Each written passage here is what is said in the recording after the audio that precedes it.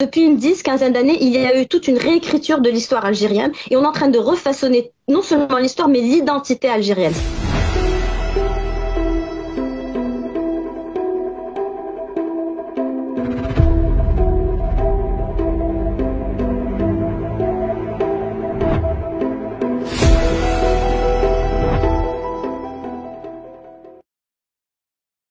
Lorsque les puissances impérialistes ont colonisé les différentes parties du monde, que ce soit en Asie ou au Moyen-Orient,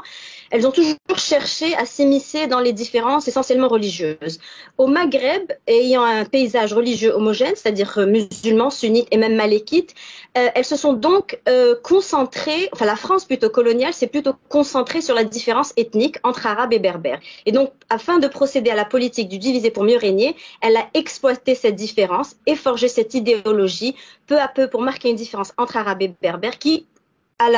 au bout de plusieurs décennies, deviendra l'idéologie berbériste que nous connaissons aujourd'hui. Les Arabes, quand ils sont arrivés au Maghreb apportant le message de l'islam, ils ont identifié une population autochtone que déjà les Romains et les Grecs avaient appelé les barbares et donc que les Arabes avaient appelé Belad al-Barbar. Et donc à partir de cela, on a commencé à voir une différence entre les autochtones et les nouveaux arrivants, les Arabes. Et au fil du temps et sur les 1000 ans qui ont suivi, on a eu tantôt des émirats qui étaient des dynasties berbères et des dynasties arabes et essentiellement une fusion entre les deux puisque l'étendard principal était l'islam. Donc le Maghreb était musulman et était arabo-berbère. Cette différence a toujours existé, mais elle n'a pas été exploitée de manière politique, comme ça a été le cas avec l'arrivée de la France coloniale, qui a pratiqué la politique du diviser pour mieux régner, justement en créant l'idéologie berbériste.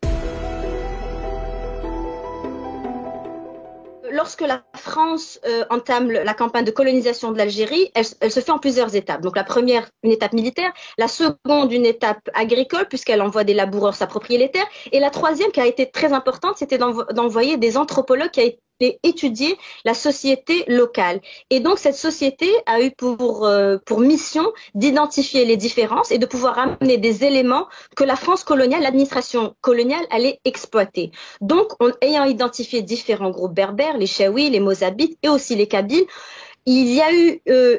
on a misé sur la Kabylie en raison de sa géographie. Elle était proche de la capitale, elle était côtière et surtout, elle avait une population qui était assez pauvre, donc qui pouvait être exploitée facilement. Il y a eu aussi, il faut le reconnaître, une alliance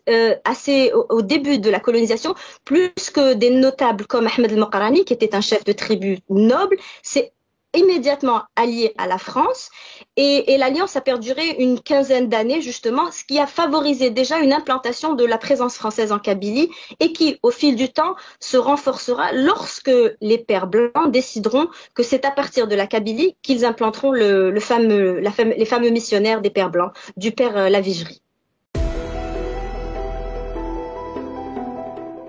Une fois la colonisation de l'Algérie complètement entamée, il y a eu ensuite, par la suite, au début du XXe siècle, donc la naissance des mouvements nationalistes qui, a priori, visaient une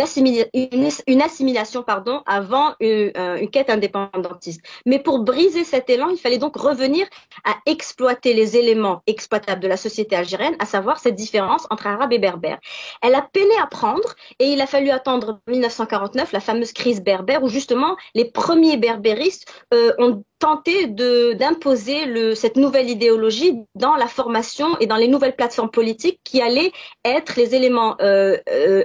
les premiers textes fondateurs de l'Algérie indépendante. Au moment où il y avait une guerre, il fallait fédérer tout le monde et on a mis cet argument de côté. En revanche, après l'indépendance, ces mouvements ont été bien exploités par la France postcoloniale qui n'a jamais véritablement digéré l'indépendance de l'Algérie. Et donc, l'administration française a commencé à miser sur le berbérisme en soutenant financièrement, en apportant, en accueillant les militants dits berbéristes pour leur proposer de l'aide politique, financière, etc. Et c'est pour ça que, en 1966, avec l'aide d'un des lieutenants de Charles de Gaulle, qui s'appelait Jacques Péné, on a vu la création de l'Académie berbère. Et c'est à partir de cette création que tout ce que l'on connaît aujourd'hui du berbérisme moderne, c'est-à-dire le fanion avec la lettre que l'on reconnaît aujourd'hui qui symbolise les Berbères, le calendrier, le temezir, toutes ces choses-là qui n'existaient pas, qui ne font pas partie du patrimoine berbère maghrébin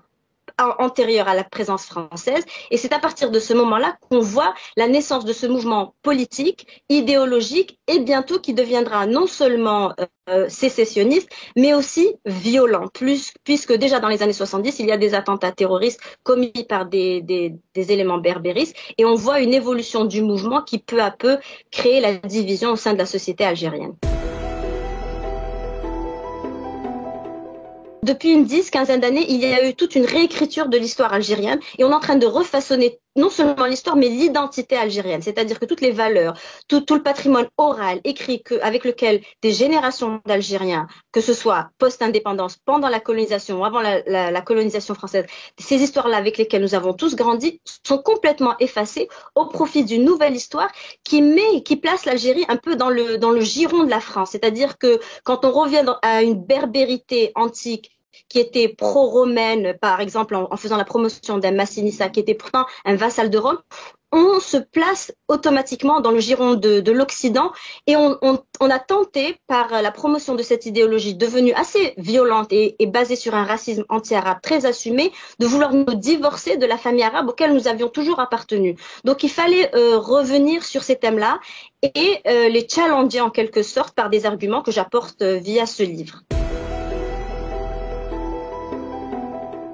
Depuis plusieurs années, moi déjà, je milite dans les mouvements antisionistes en Angleterre et j'ai véritablement appris à comprendre comment la logique et l'idéologie sioniste s'est façonnée au cours du siècle dernier et elle est devenue ce qu'elle est devenue aujourd'hui. Alors évidemment, le berbérisme n'est pas le fruit d'Israéliens ou de sionistes, mais le parallèle avec l'idéologie sioniste, la manière les mythes, comment ils se sont imposés en Algérie avec un matraquage médiatique, avec un refus du débat, avec un dénigrement de l'histoire, avec une réécriture de l'histoire, avec un racisme aussi anti-arabe assumé, le parallèle est devenu très évident. Et c'est par rapport au parallèle avec l'évolution du sionisme que je fais un parallèle avec l'évolution du berbérisme, d'où le titre Berbère de Sion.